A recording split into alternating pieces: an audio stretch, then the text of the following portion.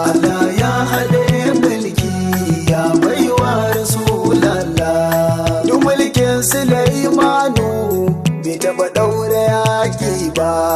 Duk mulkin Sulaimanu bai je sama don ziyara ba.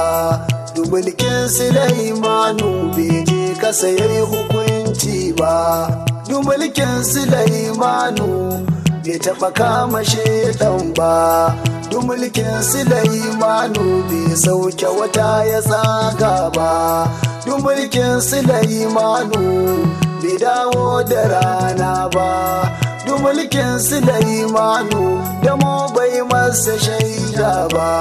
Duk mulkin Sulaimanu bai taɓa mai da ruhi ba. Isa ma da yayi naci ba da Isa ya maida ba. Duk mulkin Sulaimanu bai bayar da janna ba. Duk mulkin Sulaimanu bai magana da dutse ba. Duk mulkin Sulaimanu bai shiryar da gunki ba. Duk mulkin Sulaimanu bai kiran bishiya ta amsa ba.